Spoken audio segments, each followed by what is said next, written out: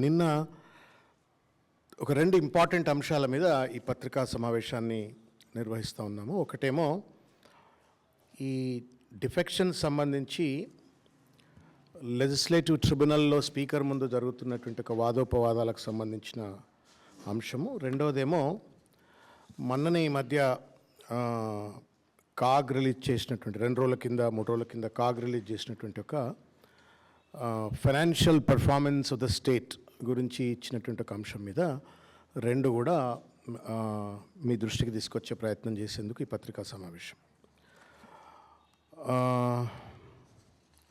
ఇది మొన్న ఈవినింగ్ అనుకుంటా తెలంగాణ లెజిస్లేటివ్ అసెంబ్లీ నుండి ఈ బులెటిన్ను పంపించినారు. Bulletin number 22 Wednesday 12th November 2025 date మీద పంపించినారు. నిన్న వచ్చినట్టు మార్నింగ్. అది మీకు ఒక్కసారి చదివి వినిపిస్తా, మీరు అర్థం చేసుకోగలుగుతారు కాబట్టి నేను చదివి వినిపిస్తాను. Telangana legislative assembly bulletin number 22 Wednesday 12th November 2025. In view of the disqualification petitions being taken up for hearing by the Honorable Speaker and Chairman, Tribunal under 10th Schedule of the Constitution of India, while tribunal proceedings are going on in the premises of Telangana Legislature buildings, as directed by the competent authority, the following instructions will be in force on 14th and 15th November 2025. First instruction enti ante, visitors are not allowed within the premises of legislature buildings without valid prior permission. 14-15కు ఏం permission లేకపోతే ఏ visitor కూడా రాకూడదు. Okay. 2, media personnel are not permitted to enter into the premises of the legislature building. ఆడేదో దొంగలు దేశాలు పంచుకుంటున్నట్టుగా, media వాళ్ళకి తెలిస్తే ప్రజలందరికీ తెలుస్తుంది అన్నట్టుగా మీడియా వాళ్ళని కూడా లోపలికి రావద్దు అని చెప్పని second instruction. Third instruction, press briefings are not allowed in the media points and also in the premises of legislature buildings. మళ్ళీ ఇక్కడ దొంగలు దేశాలు పంచుకున్నట్టు అదేదో సీక్రెట్ దేశ భద్రతకు సంబంధించినటువంటి ఒక ప్రొసీడింగ్స్ ఏదో జరుగుతున్నట్టుగా ప్రెస్ బ్రీఫింగ్స్ వద్దన్నారు. దానికి తోడుగా ex-MLCs, ex-MLAs and ex-MPs will not be permitted within the premises of legislature buildings. మాజీ శాసనసభ్యులు కానీ మాజీ ఎంపీలు కానీ ఎమ్మెల్సీలు ఎవరు రావద్దట, ఎంట్రీ కావద్దట, అసలు లెజిస్లేచర్ ప్రిమైసెస్కే రావద్దట. Sitting MLAs, the MLCs and MLAs are permitted up to their respective legislature party offices only. వాళ్ళ లెజిస్లేచర్ ఆఫీస్ దగ్గరికే రావాలి తప్ప ఇంకా ఎక్కడికి కూడా స్పీకర్ ఆఫీస్కో లేకపోతే సెక్రటరీ ఆఫీస్కో రావద్దు అని చెప్పని అంటాడు. 6th ఏంటంటే, the members and their advocates, members అంటే petitioners and respondents, and their advocates appearing before the Honorable Tribunal under 10th Schedule of the Constitution of India are requested not to carry mobile phones into the court hall, and anyone found indulging in recording of the proceedings, taking photos and videos with their phones, the gadgets will be confiscated and the concerned advocates will not be allowed to appear in the proceedings. అంటే అడ్వకేట్లు కానీ petitioners కానీ ఫోన్లు పట్టుకపోకూడదు లోపలికి. ఫోన్లు ఒకవేళ పట్టుకుపోయినట్టయితే confiscate చేస్తాం, record చేసినా ఫోటోలు తీసినా కానీ కాన్ఫిస్కేట్ చేస్తామని చెప్పని నరసింహాచార్యులు గారు సెక్రటరీ టు స్టేట్ లెజిస్లేచర్ తర్వాత అన్ని రాజకీయ పార్టీలకు వాళ్ళకి కాపీ పంపినారు. ఇది పూర్తిగా కూడా ఒక నియంతృత్వ ధోరణితో, అరాచకమైనటువంటి ఒక మనస్తత్వంతో, రాజ్యాంగ నిబంధనలు ఉల్లంఘిస్తూ ఇవాళ ఈ లెటర్ రాసినట్టుగా భావించవలసి వస్తుంది. మెడకాయ మీద తలకాయ ఉన్న వాళ్ళు ఎవరు కూడా, anybody who believes in democracy, anybody who believes in constitution, anybody who understands that there must be a transparency in the execution of the justice, న్యాయాన్ని ఇచ్చేటువంటి యొక్క ప్రొసీడింగ్స్లలో తప్పనిసరిగా పారదర్శకత ఉండాలా అని రాజ్యాంగ నిబంధనలపైన నమ్మకం ఉన్న వాళ్ళు ఎవరు కూడా ఇటువంటి యొక్క నోటీసులు ఇవ్వరు. గతంలో కూడా ఇట్లా చేసినారు. Somewhere I think it missed out of my sight. And ఇప్పుడు చూస్తే బాధ కలిగించే అంశం ఏంటంటే, సుప్రీంకోర్ట్ ఆఫ్ ఇండియా మొబైల్ లోపలికి పట్టుకొని పోవచ్చు మీరు, ఎక్సెప్టింగ్ ఒక పిటిషనర్స్ కానీ రెస్పాండెంట్స్ కానీ అడ్వకేట్లు కానీ మొబైల్ లోపల తీసుకుపోవచ్చు. లైవ్ టెలికాస్ట్, కాన్స్టిట్యూషనల్ బెంచ్ 5 బెంచ్లు అడ్వకేట్ జడ్జిలు కూర్చునేటువంటి ఒక కాన్స్టిట్యూషనల్ బెంచ్ కూడా మొత్తం లైవ్ టెలికాస్ట్ ఉంటుంది. All high courts live telecast, all legal tribunals live telecast. ఇక్కడ కూర్చొని మనము చెన్నైలో ఉన్నటువంటి ఒక ఎన్సిఎల్టీకి మనము వాళ్లకు మనం అడ్వకేట్లు ఇక్కడి నుంచి ఆర్గ్యూ చేయొచ్చు. అంటే దాంతోపాటుగా ఏ అడ్వకేట్ అయినా వాచ్ చేయొచ్చు. ఇప్పుడు మనం కూడా సుప్రీంకోర్టు యాప్ను డౌన్లోడ్ చేసుకొని మనం కనుక కొట్టి చూసినట్టయితే మొత్తం ప్రతి కోర్టులో జరిగేటువంటి ఒక ప్రొసీడింగ్ అంతా కూడా మనం చూసేటువంటి ఒక వెసులుబాటు కల్పిస్తుంది. ఎందుకు? న్యాయం ఇవ్వడమే కాదు, న్యాయం పారదర్శకతగా ఇవ్వాలా, ప్రజలకు అర్థమయ్యేటువంటి ఒక రీతిలో న్యాయం చెప్పాలా అనేటువంటి ఒక ధర్మసూత్రాలతో అన్ని కోర్టుల్లో అన్ని ట్రిబ్యునళ్లలో ఒక లైవ్ టెలికాస్ట్ ఉంటుంది. ఎవరైనా ఎప్పుడైనా చూసుకునేటువంటి ఒక అవకాశం ఉంటుంది. అందుకే మనం పోతే వెనుక గ్యాలరీ ఉంటుంది హైకోర్టులో, పోయి కూర్చోవచ్చు. అక్కడ మనం అడ్వకేట్ వేసి నల్లకోట వేసుకుంటే ఎవడైనా సరే ముందు కూర్చోవచ్చు. మరి ఏం సీక్రెట్ ప్రొసీడింగ్స్ ఉన్నాయి స్పీకర్ గారి ముందు? ఈ ఎమ్మెల్యేలు, ఇంకొకటి, నేను ఓటర్ని, ఖైరతాబాద్ ఓటర్ని ఫర్ ఎగ్జాంపుల్, దానం నాగేందర్, నేను ఆయన కోటేసిన 2023 ఎన్నికల్లో నేను ఆయన కోటేసిన. నేను ఓటేసిన దానికి భిన్నంగా ఆయన పార్టీని మారిపోయినాడు.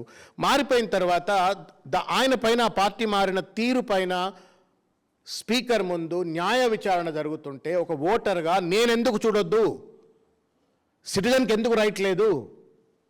నువ్వు అడ్వకేట్లు ఉండొద్దు అంటున్నావు, ఓటరు ఉండొద్దు అంటున్నావు, సిటిజన్స్ ఉండొద్దు అంటున్నావు, కనీసం లైవ్ టెలికాస్ట్ ఉండొద్దు అంటున్నావు. ఇదేమన్నా గూడు పుట్టానా? ఇదేమన్నా ఎవరిని ప్రొటెక్ట్ చేయాలని చెప్పని ప్రభుత్వం వ్యవహరిస్తూ ఉన్నది? ఎవరిని ఆదేశాల మేరకు స్పీకర్ గారు ఇటువంటి పనికిరాని ఆర్డర్ని ఇచ్చినారు? స్పీకర్ గారు అంటే మాకు గౌరవం, but I don't think he's working according to his conscience.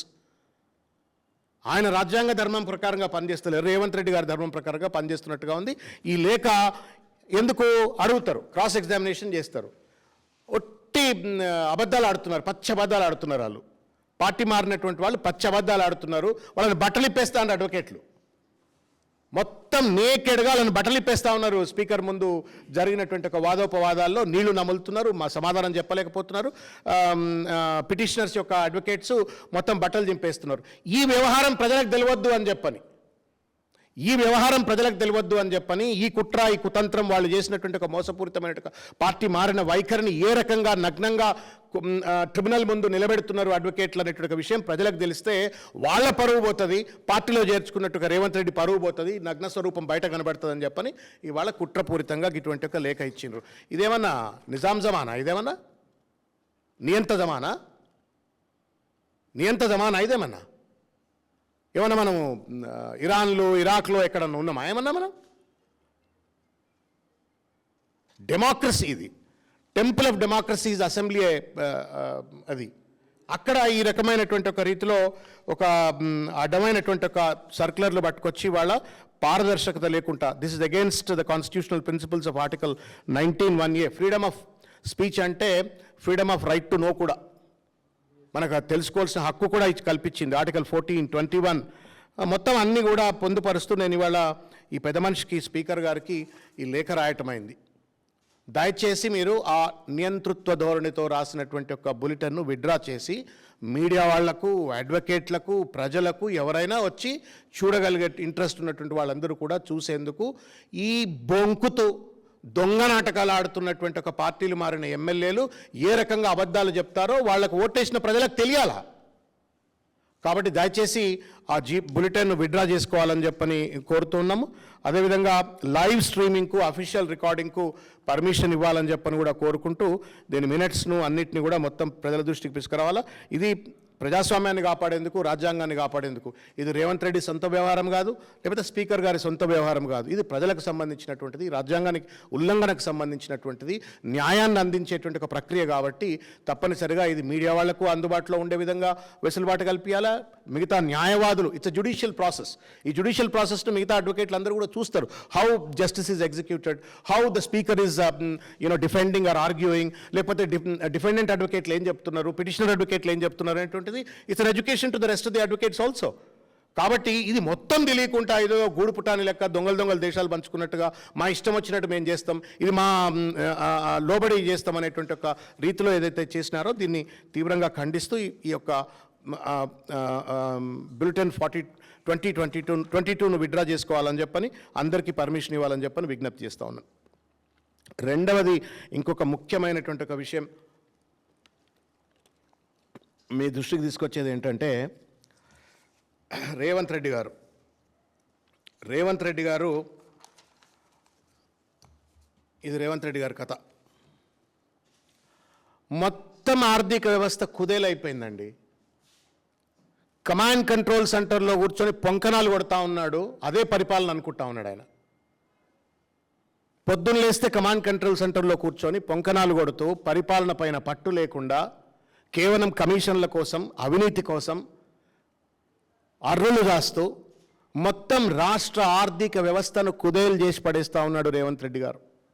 10 సంవత్సరాల పరిపాలనలో కేసీఆర్ గారు ఎక్కడో అధోగతిలో ఉన్నటువంటి ఒక తెలంగాణ రాష్ట్రం 2014లో తలసరి ఆదాయంలో కానీ, జిఎస్డిపిలో కానీ, ప్యాడీ ప్రొడక్షన్లో కానీ, ఎలక్ట్రిసిటీ ప్రొడక్షన్లో కానీ, ఇంకా అనేక ఇండికేటర్స్లో ఒక అద్భుతమైనటువంటి ఒక రాష్ట్రంగా భారతదేశం గర్వపడేటువంటి ఒక రీతిలో తెలంగాణ రాష్ట్రాన్ని అభివృద్ధి చేసి రేవంత్ రెడ్డి చేతిలో పెడితే, పిచ్చోన్ చేతిలో రాయి లెక్క ఇవాళ ఈ పరిపాలన కొనసాగిస్తూ మొత్తం ఆర్థికంగా రాష్ట్ర స్థితిగతులను కుదేలు చేసినటువంటి ఒక పరిస్థితి. ఇది దాసోజు శ్రవణో, సతీష్ రెడ్డి గారో, లేకపోతే బీఆర్ఎస్ పార్టీ నాయకులుగా మేము చెప్తున్న మాట కాదు. సాక్షాత్తు కేంద్ర ప్రభుత్వ సంస్థ సిఏజీ చెప్పింది. ఏం చెప్పింది ఒక్కసారి నేను మీడియా ద్వారా ప్రజలందరికీ తెలియజేసేట ప్రయత్నం చేస్తాను. మీరు కూడా దయచేసి ఇవాళ మభ్యపెడతా ఉన్నాడు, పొద్దున్న లేస్తే బూతులు మాట్లాడుతూ ఉన్నాడు, పొద్దున్న లేస్తే అటెన్షన్ డిఫ్లెక్షన్ టెక్నిక్స్ తోటి ప్రజల యొక్క దృష్టిని మళ్లిస్తూ చిల్లర రాజకీయాల్లో మునిగి తేలుతున్న రేవంత్ రెడ్డి గారి దాష్టికాలని, ఆర్థిక అత్యాచారాలను దయచేసి ప్రజల దృష్టికి తీసుకెళ్లాలని చెప్పి నేను కోరుతా ఉన్నాను. We are in serious crisis. ఒకప్పుడు అద్భుతమైనటువంటి ఆర్థిక ప్రగతితో ముందుకెళ్లిన కేసీఆర్ గారి నేతృత్వంలో రాష్ట్రం ఇవాళ ఆర్థికంగా మొత్తం కూడా కుదేలైపోయింది, అధోగతి పాలైపోయింది. ఒక చిల్లర పరిపాలన అందిస్తూ ఉండడానికి నిదర్శనం నేను మీకు దృష్టికి తీసుకెళ్తా. టోటల్ రెవెన్యూ రిసిప్ట్స్ 25-26 ఫైనాన్షియల్ ఇయర్కు పెట్టుకున్నటువంటి బడ్జెట్ ఎస్టిమేట్ ఎంత అంటే 2,29,770 కోట్ల రూపాయలు.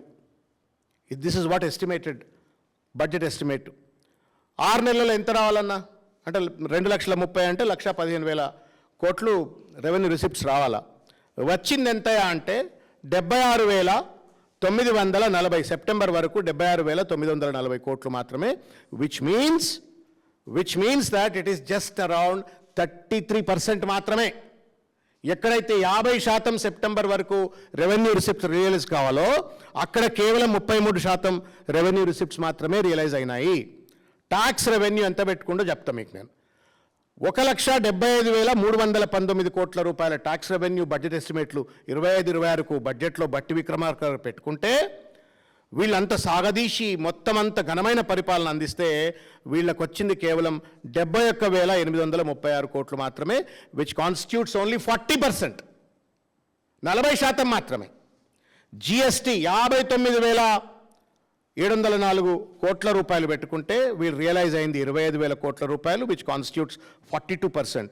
ఇకపోతే stamps and registration, real estate booming sector KCR గారి పరిపాలనలో దాని చుట్టూ ఉన్న దాని మీద ఆధారపడ్డటువంటి ఒక బిల్డర్లు కావచ్చు, లేకపోతే కన్స్ట్రక్షన్ సిబ్బంది కావచ్చు, లేకపోతే మెటీరియల్ సప్లై చేసే వాళ్ళు కావచ్చు, మొత్తం ఆర్థిక ప్రగతికి మూలమైనటువంటి ఒక రియల్ ఎస్టేట్ సెక్టర్ సర్వనాశనం అయిపోయింది రేవంత్ రెడ్డి గారి నేతృత్వంలో అనడానికి నిదర్శనం ఏంటంటే 19,087 కోట్ల రూపాయలు వీళ్ళు బడ్జెట్ ఎస్టిమేట్స్లో టార్గెట్ పెట్టుకుంటే what was realized is only 7,416 crores, అంటే 38% మాత్రమే.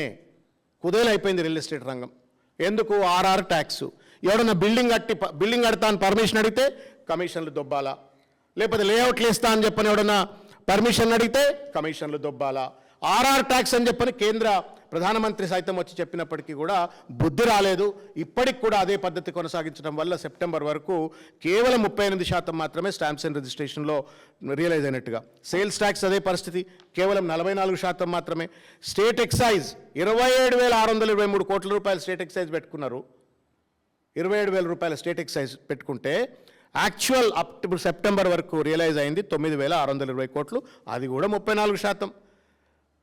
మొత్తం మీద వెరచి ఇక గమ్మత్ చెప్తా అయినా అప్పులు అని చెప్పని చిల్లర మాటలు మాట్లాడిన Revanth Reddy borrowings and other liabilities 45,000 కోట్ల వరకు మేము బారో చేస్తామని చెప్పిండ్రు. ఇప్పటికే 83% బారో చేసి 6 months లోపే 83%. 12 నెలల్లో 45,000 కోట్ల రూపాయలు నేను అప్పులు తెచ్చుకుంటా అని చెప్పినోడు ఇప్పటికే 83% బారోయింగ్స్ అయిపోయినాయి. ఇక ఫిస్కల్ డెఫిసిట్ విషయానికి వస్తే దాదాపు 84%. Revenue deficit is in a big way. Public debt ఇది కూడా చెప్తా ఉన్నా మీకు, ఇది సిఏజీ చెప్పింది. ఈ 2 ఏళ్లలోనే, ఇంకా 2 ఏళ్ళు కూడా పూర్తి కాలే, 2 ఏళ్లలోనే 3,3,48 lakh crores, 3,48,000 కోట్ల రూపాయల అప్పు. ఇది other than off budget borrowings. Off budget borrowings అంటే ఈ కార్పొరేషన్స్ వీళ్ళ దగ్గర నుండి కూడా తెస్తారు, అదొక దగ్గర 1,00,000 కోట్లు ఉంటాయి. అంటే ఖాయా పియా కుచ్ నహీ, చేసింది ఏమీ లేదు, లక్షల కోట్ల రూపాయల అప్పు. మరి ఇన్ని లక్షల కోట్ల రూపాయల అప్పు తెచ్చి నువ్వేమైనా పీకినవా? Have you constructed a major project? ఏమైనా బిల్డింగ్లు కట్టినవా, ప్రాజెక్టులు కట్టినవా, స్కూళ్ళు కట్టినవా, ఆసుపత్రులు కట్టినవా, కొత్త రోడ్లు వేసినవా? ఎక్కడ పోయి నీ సొమ్మంతా? 3,48,000 కోట్ల రూపాయల public debt excluding of budget borrowings.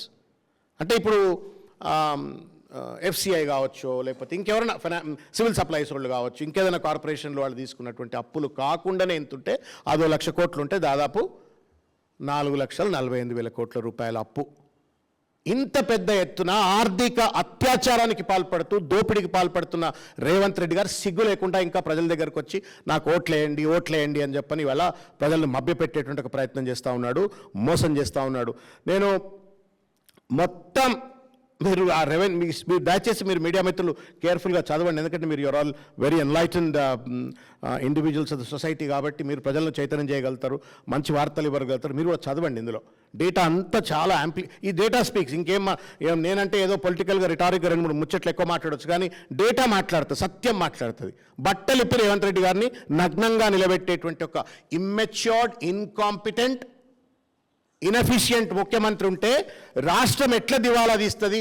Vision లేని, విజ్డమ్ లేని మంత్రి, పెద్ద మనిషి ముఖ్యమంత్రిగా ఉంటే ఎట్లా ఉంటుంది అనడానికి ఇది నిదర్శనం. హైడ్రా పేరు మీద విధ్వంసానికి పాల్పడి ఆర్థిక ప్రగతికి నిరోధకాలు కల్పించినాడు. ఫార్మాసిటీ, అద్భుతమైన ఫార్మాసిటీ, ఈ 2 ఏళ్లలో ఫార్మాసిటీ కూడా been executed by now. Companies వస్తుండే ఇవాళకి జిఎస్టీలు, ట్యాక్సులు, గీక్సులు కట్టి ఉద్యోగాలు, 1,000 మంది ఉద్యోగాల్లో ఉండేది, దాన్ని నాశనం చేసి ఫ్యూచర్ సిటీ అని పెట్టినాడు.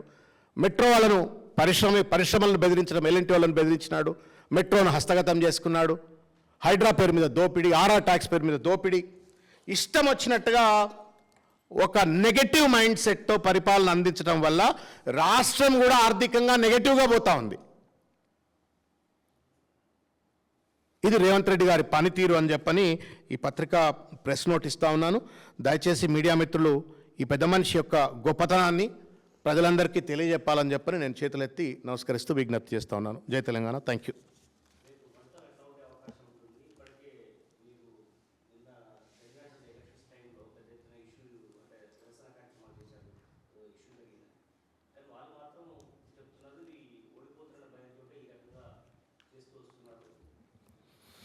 సార్, ఒకటి మాత్రం వాస్తవం, నేను ప్రత్యేకంగా ఫీల్డ్లో నేను కూడా తిరిగిన కదా, తర్వాత రిపోర్ట్స్ తీసుకున్నాను కదా.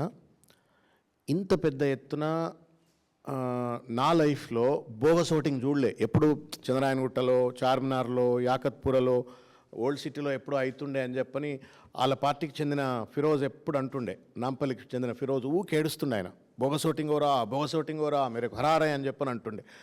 ఏమంటున్నాడో అనుకునేది నేను ప్రత్యక్షంగా చూసినబ్బా, అది ఎంత దుర్మార్గం,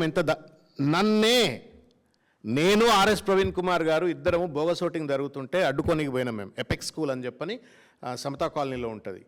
మా మీదకి దాడికి వచ్చిండ్రు. అరే మేమన్నారు, మేము వచ్చింది ఎందుకు రాబోయి, బోగస్ ఓటింగ్ అడ్డుకోవాలని చెప్పని వచ్చినాం మేము. పోలీసు వాళ్ళు కూడా వాళ్ళకి మద్దతు ఇచ్చేటువంటి ఒక పరిస్థితి. మేము అడిగిన పోలీసు వాళ్ళని, మీ డ్యూటీ మేము చేయడానికి వచ్చినామా, మీరు బోగస్ ఓటింగ్ ఆపుతలేరు కాబట్టి మేము వచ్చినామని చెప్పాను. కాబట్టి ఇవి నగ్న సత్యాలు. అది వాళ్ళు కూడా గుండెమే చేయబెట్టుకుంటే ఎవరైతే మాట్లాడుతున్న వాళ్ళు వాళ్ళకు కూడా తెలుసు. They have colluded with MIM. Karwan, Nampally, లేకపోతే మొత్తం పాత బస్తీ నుండి ముషిరాబాద్, సికింద్రాబాద్, ఎక్కడ వీలైతే అక్కడ వాళ్ళు ఖైరతాబాద్ నుండి పట్టుకొచ్చి ఫస్ట్ ల్యాన్సర్ నుంచి పట్టుకొచ్చి ఓట్లు వేయించుకునే ప్రయత్నం చేసినారు. అయినప్పటికీ కూడా నేను ఇప్పటికి కూడా చెప్తున్నా, సత్యమేవ జయతే, ధర్మం గెలుస్తుంది. తప్పనిసరిగా కేసీఆర్ గారు, కేటీఆర్ గారు, బీఆర్ఎస్ పార్టీ ఈ ఎన్నికల్లో గెలుస్తారని నేను నమ్ముతున్నా. ఎంత పర్సెంటేజు అంటే నేను ఆస్ట్రాలజర్ గారు నేను చెప్పలేను, కానీ I'm still confident that we will win. వాళ్ళు చాలా ప్రయత్నాలు చేసిండ్రు. 2,500 రూపాయలు పంచిండ్రు, చీరలు పంచిండ్రు, కుక్కర్లు పంచిండ్రు, లేకపోతే గ్రైండర్లు పంచిండ్రు, రోడ్డు మీద ఆపి గూగుల్ పేలు చేసి మరీ వాళ్ళు డబ్బులు పంచిండ్రు. ఇన్ని చేసినప్పటికీ కూడా ఆఖరికి బోగస్ ఓటింగ్, రేవంత్ రెడ్డి గారికి ఓటర్ల మీద జెన్యూన్ ఓటర్ల మీద నమ్మకం పోయి బోగస్ ఓటర్ల మీద నమ్మకం పెంచుకున్నాడు. ఎందుకంటే ఆయనకు తెలుసు ఆయన గ్యారంటీలు ఫెయిల్యూరు, డిక్లరేషన్లు ఫెయిల్యూరు, ఫైనాన్షియల్ పర్ఫార్మెన్స్లో ఫెయిల్యూరు, మొత్తం ఒక అడ్డమైన పరిపాలన అందిస్తున్నా అని తెలుసు, ప్రజలు విముఖంగా ఉన్నారని తెలుసు. కాబట్టి 1,000 రూపాయలు ఇవ్వాలా, ఓట్లు వేయించుకోవాలా, బోగస్ ఓట్లను నమ్మిండు. అయినప్పటికీ కూడా ధర్మం అంటూ ఒకటి ఉంటుందా, ధర్మం గెలుస్తుందని నేను భావిస్తున్నా. BRS will win in big way అని భావిస్తా ఉన్నా. ఏ సిగ్గులేదండి వాళ్ళకు, అర్థం ఉండాలా. నేను కూడా కాంగ్రెస్లో ఉన్నా కదా, ఎన్ని బై ఎలక్షన్స్ గెలిచినామండి నేను కాంగ్రెస్లో ఉన్నప్పుడు? దుబ్బాకు ఓడిపోయినామా, హుజరాబాద్ ఓడిపోయినామా, మున్గోడు ఓడిపోయినామా, నాయుడు సార్ ఓడిపోయినామా, ఏడాడు ఓడిపోలే చెప్పరాదు. ఉట్టిగానే సొల్లు మాటలు మాట్లాడంగానే పేపర్లలో ఫ్రంట్ పేజీలు వస్తూ ఉన్నాయి, టీవీలలో వాళ్ళ యూట్యూబ్ ఛానల్ చూపెడతా ఉన్నాయి, నడిచిపోతూ ఉంది వ్యవహారం. ట్రూత్ ఉంటుంది కదా. మున్గోడులో ఓడిపోయినా కానీ అధికారంలోకి వచ్చినావు కదా మరి. యూ లాస్ట్ ఇన్ మున్గోడులో నీ డిపాజిట్ దక్కలే నీకు. కృష్ణారెడ్డి, రేవంత్ రెడ్డి బాగా దగ్గర మిత్రుడు, కోట్ల రూపాయలు ఖర్చు పెట్టిండు, తీసుకుపోయి మరీ ఆ పాల్వాయి శ్రవంతి గొంతు కోసి మరి ఆయనకు టికెట్ ఇచ్చిండు. ఇస్తే ఏమైంది మరి? ఓడిపోయిండు. ఓడిపోయిన తర్వాత ఏమైంది? మళ్ళీ అధికారంకి వచ్చింది కదా. కాబట్టి ఆయన కళ్ళెదురుగానే రాజకీయ పరిణామాలు తెలిసిన తర్వాత ఇంకా ఉట్టిగానే కప్పిపెచ్చు. ఇది fact of the matter is this, he doesn't know how to govern. ఆయనకు పరిపాలన రాదు, పరిపాలనపై పట్టు లేదు, అసమర్థుడు, అపరిపక్వత అన్నీ ఉన్నాయి ఇంట్లో. దానికి తోడుగా అబద్ధాలు, బూతులు, అవినీతి గిన్నున్నాయి. ఇంకా కూడా ప్రజలు ఆయన ఆదరిస్తున్నారు అని ఆయన అనుకుంటే పిల్లి కళ్ళు మూసుకొని పాలు తాగినట్టు. Thank you.